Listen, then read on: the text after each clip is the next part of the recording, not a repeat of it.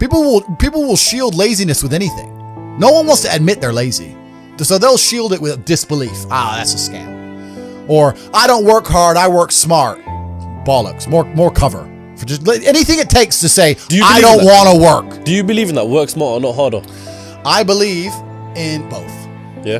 But there's a time when it comes to work smart. And most people are trying to do the smart work before they do the hard work.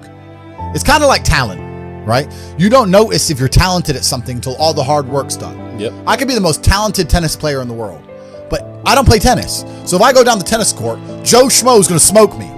I don't get to see my talent until I've worked so hard that I'm in the top 1%, and now I'm beating them because I have some God-given gift. Yeah. You understand? Yeah. You have to do the hard work first. If there's no hard work, there's no smart work. So someone's going to sit there and go, I work smart, I don't work hard, so I only have to work an hour a day. If working smart gets you a lot done in an hour a day, then you should work smart for 12 hours a day and get 12 times the work done. I am absolutely and utterly a believer in hard work. I'm a proponent of hard work. I have all this money and all I do is work. My entire life is work. This podcast is work. I'm getting in the car, I'm going to another meeting, work. I want to go to the gym so I'm in good shape, work. It's all work. My entire life is work. And people don't want to look at life that way. They want to talk about work-life balance and being lazy and all this crap. I don't believe in any of that. I believe in if you want to win, you have to outcompete the man who's prepared to do nothing but work. It's player versus player. If you're going to sit there and go, I don't want to work more than an hour a day, well, the guy who does want to work more than an hour a day is going to beat you. And no matter how smart you are, there's always a smart dude who's doing the same smart work you are for more hours than you're doing it. That's just the nature of the game.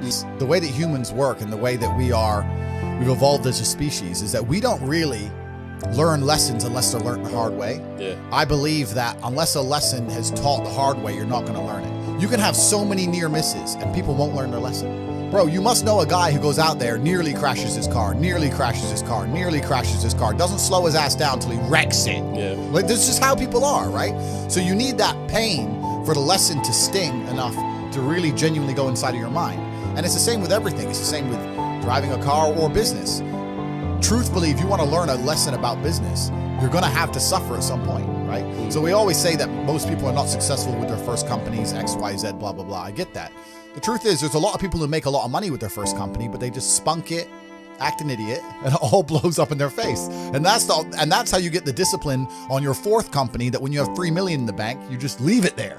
You know, and don't be done with it. So you need to go through some pain. You need to experience some negative things. You need to have to a degree some trauma to really even learn any lessons. So yeah, business studies, you're right. The book, that's not going to teach you anything about business. You need to get out there on the streets. You need to make mistakes. You need to suffer. You need to have the tax man knocking at your door. You got to deal with all that stuff so that you make sure it doesn't happen again. I really think that humans are stupid enough to only learn the hard way.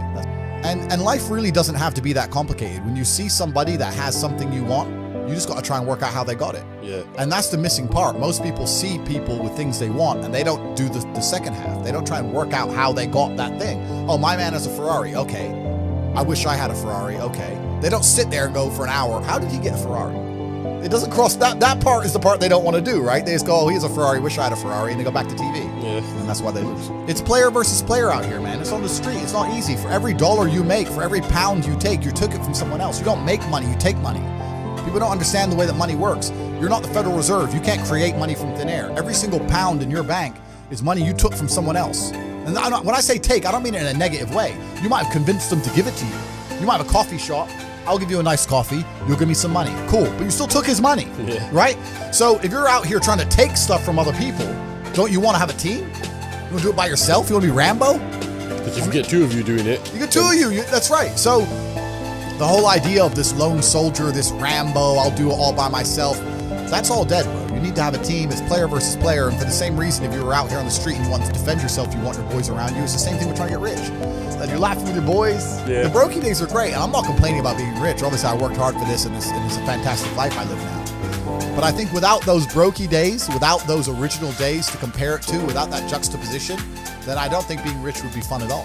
I think it's only fun because you can compare it to the days when you weren't rich.